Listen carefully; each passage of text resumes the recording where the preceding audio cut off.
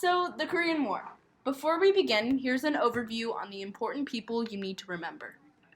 First, Kim Il-sung. He was the communist dictator of North Korea, so this means he believed in having collective farms, heavy industry, and a stocked military. People liked him, though, because he genuinely cared about the well-being of Korea. He was responsible for leading the invasion of South Korea in 1950. Next, we have Harry Truman, the then President of the United States. He became involved with the South after they came and asked for help from the UN. The main reason Truman involved the US was due to his fear for the spread of communism. Truman wanted to contain it at all costs. Speaking of, following Truman, we have Douglas MacArthur. Since the USSR was absent from the meeting, a movement was approved to send aid to South Korea. MacArthur was responsible for leading the UN troops in South Korea and helped turn the tides of the war in the South's favor. He led with a surprise attack, which helped push back the North. MacArthur was later removed by Truman after China joined the North Koreans and outnumbered the South. Truman was afraid that MacArthur was too reckless and unpredictable, since he wanted to launch nukes on the Chinese.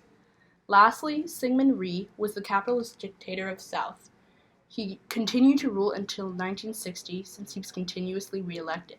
He was eventually kicked out by younger nationalists.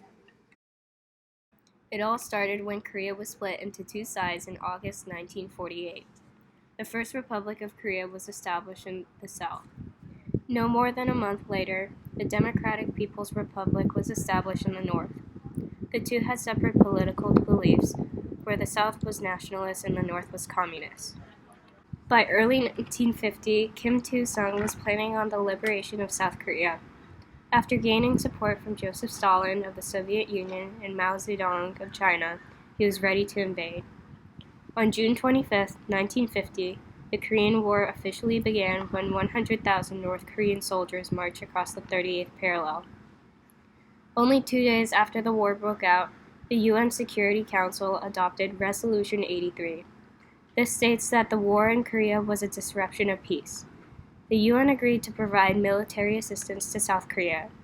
You may wonder why the Soviet Union didn't just veto the resolution. After all, they were providing support to the North. Stalin was actually boycotting the proceedings. He was angered by the fact that nationalist leader Chiang Kai-shek was still representing China. The day after Resolution 83 was established, the South Korean capital, Seoul, fell into North Korea. Luckily, Douglas MacArthur, the commander of the UN forces in Korea, had a plan. On September 15, 1950, MacArthur landed troops known as the X-Corps behind Incheon. This way, the North Korean army would have to fight them on both sides. Fortunately, MacArthur's plan was a success, and 10 days later, the UN and South Korean forces liberated Seoul. Their success gave MacArthur ambition, and from there he sought out the invasion of North Korea. However, on October 25, 1950, the tides turned when North Korea's ally, China, sent the Chinese People's Volunteer Force into Korea. By December 6, the UN was driven out of North Korea. Although this might have been a success for North Koreans, the Chinese troops suffered heavy losses. From there, the war kept on going back and forth. Seoul was captured once more on January 4, 1951, and liberated again on March 14, 1951. At this point, Seoul's population was reduced to a fraction of what it was pre-war.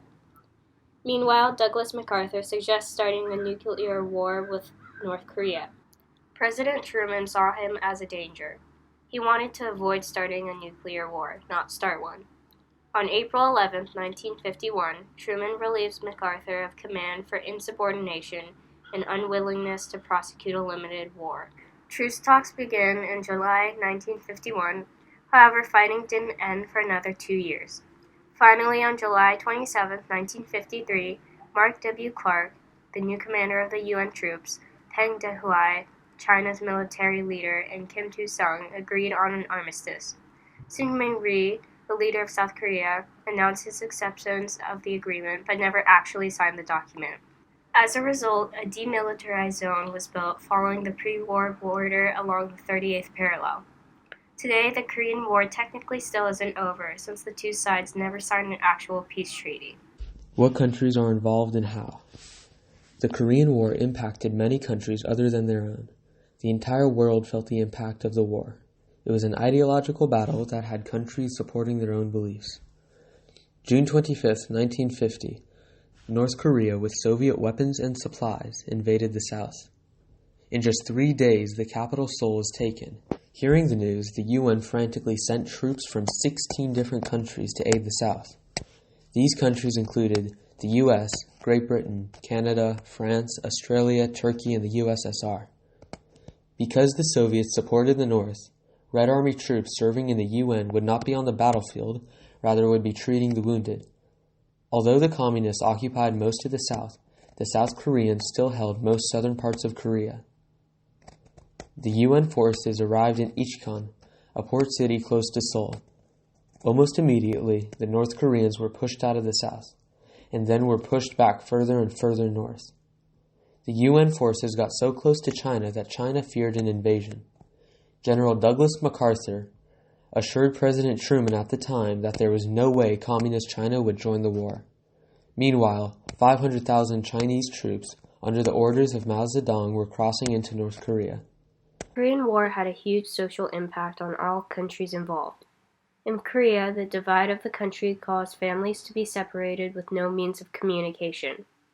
In Korea alone, there were about 3 to 4 million casualties. The amount of physical damage was immense and destroyed most of Korea's industry.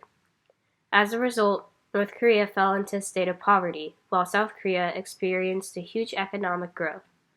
Some U.S. soldiers remained in South Korea. This upset the Chinese government, which ultimately caused tensions between the two countries. The war affected the U.S. as well. Because of the war, there was a massive rearmament. Their defense budget increased by $12 billion in 1 year. The U.S. also refused to have any dealings or relations with China. The Korean War was the first war the U.S. hadn't exactly outright won, which came as a shock to many Americans. As for the Soviet Union and China, they had their own issues to sort out.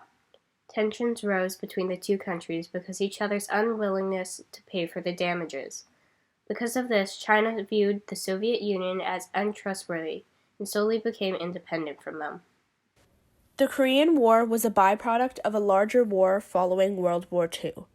After the U.S. defeated Japan, Korea was no longer under Japanese control.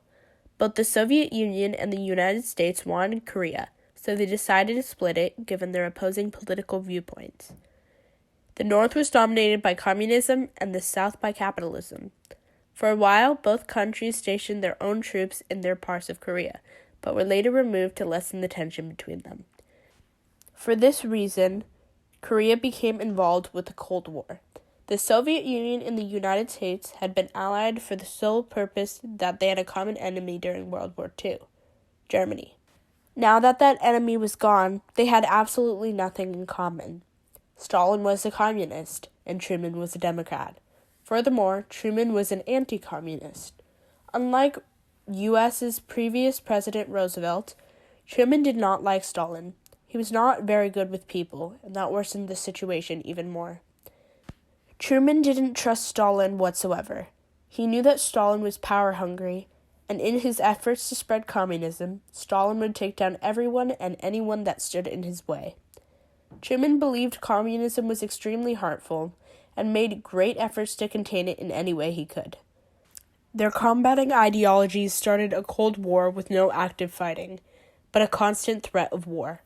Both countries were very large and had nuclear weapons, so a hot war would be devastating.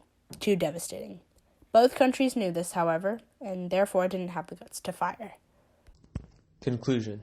July 27, 1953, the two sides came to an armistice agreement. The North and South remained divided along the 38th parallel, just like they were at the beginning of the war. Nothing had really changed from beginning to end. The industries of both countries were shattered. South Korea recovered under their then constitutional monarchy and now democratic government, while the North remained communist and a dictatorship. Syngman Rhee remained in power until 1960, when he was forced out of power. The Korean War was a battle of two ideologies. So was the Cold War. The Korean War was a proxy war of the Cold War. The U.S. and South Korea are allies to this day, with over 23,000 American troops helping the South defend against their northern neighbor. Tensions were high between China and the USSR, bickering over who would pay to support the North Koreans. Now Russia has little to do with the North Koreans, while China is the backbone of North Korea.